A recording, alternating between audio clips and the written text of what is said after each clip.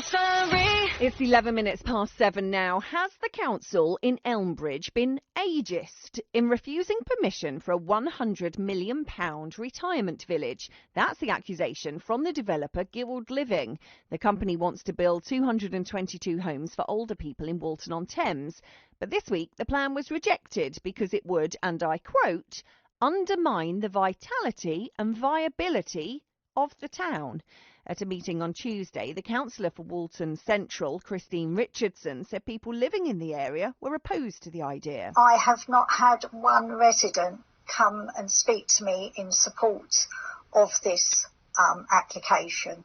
Every person I know has told me that it's not wanted, it isn't needed, and that the town is turning into a town just for old people, given the amount of elderly residential places we have already. We have got 4 in the town centre alone, let alone the others just outside of the town centre.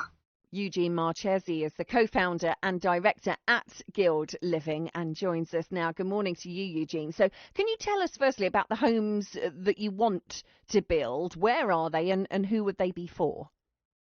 Good morning, Leslie. So what we're proposing a community that is not just a care home. We are clearly not a care home. We're looking to develop a community for over 300 people on the old home-based site on Anzac Avenue. And the reality for us is that the councillors just really haven't understood what we are trying to propose here. When the councillor made that statement that there already exists for developments in Walton that are doing what we're doing, they are just not understanding, unfortunately, after a year of trying to explain to them that this is not a care home. We are not looking to provide care homes. We are looking to provide a completely alternative solution, which is just actually not in supply in the Elmbridge Borough. So how would it be different? Talk me through it. So we actually provide what we call a home for life. So we are over 65. You can come in, live in our community. You can rent or buy an apartment that is basically a home that will enable you to live that third part of your life. So you come in, you can live a lifestyle. You may not need the deep care that's provided in care homes, but we will provide assistance. We can provide assistance in your home, whether it's just normal cleaning duties or delivery of food. And you think about where we are today in COVID and where society finds itself, where older people are being disjointed and disconnected from all their services and facilities.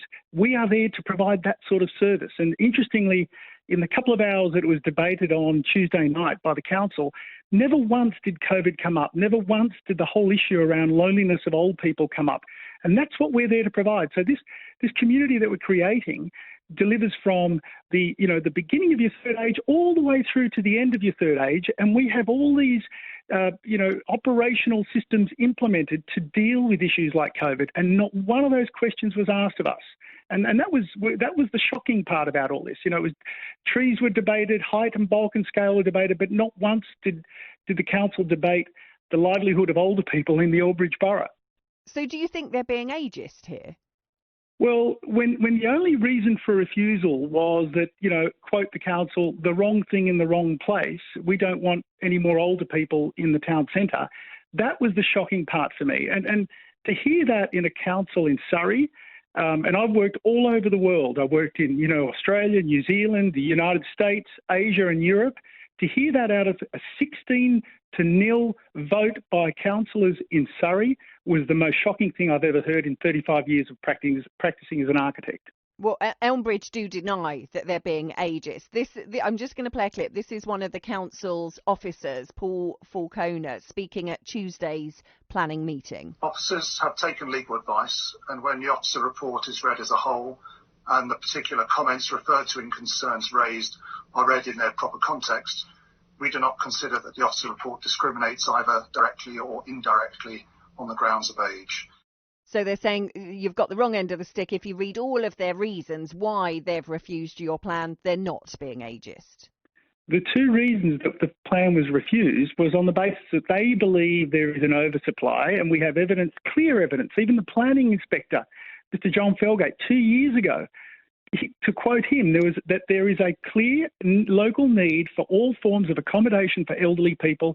He said that there was a need that was urgent and growing. That was only 2 years ago. The council themselves in the report talk about that even in their numbers, that those numbers satisfy the short and medium term. So we've got a council that's only planning for short and medium term. We know the tsunami of older people, the demographics are shifting so rapidly. This is a global phenomenon, and Boris Johnson has made light of it. There is huge policies being put in place to address the shortage of housing for older people, and in their own words, they even say that they're only satisfying the short and medium term, even if you use their numbers, which we believe are flawed. And that will all come out when we go to appeal and the experts provide their evidence.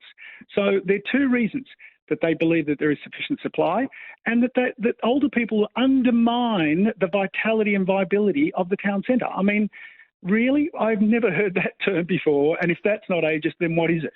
Well, the council also says that they have 7 community centres for older people in Elmbridge, doing things like iPad lessons, Zumba classes and everything in between. Is what you're offering actually needed in Walton? If they've already got the homes, they've already got community facilities, are you offering something that actually they just don't want or need? Well, I don't think they understand what we're offering. This is the problem, Leslie. What we're offering, I mean, we're working with academic institutions like Bath University to understand the whole loneliness epidemic. This is not about providing iPads or Zumba classes. This is about really understanding what is causing the major pandemic, which is the loneliness pandemic, which has been exacerbated by COVID-19. And when you think about the 17,000 plus deaths in care homes across the UK, really, do they believe that the current solution is addressing the crisis that we're in the middle of? If they think that's the solution, and they think that 17,000 deaths across the UK in care homes is okay, then again, I just don't think they're understanding what the real crisis is here. Good talking to you this morning. Thank you ever so much for your time. Eugene Marchese, co-founder and director at Guild Living.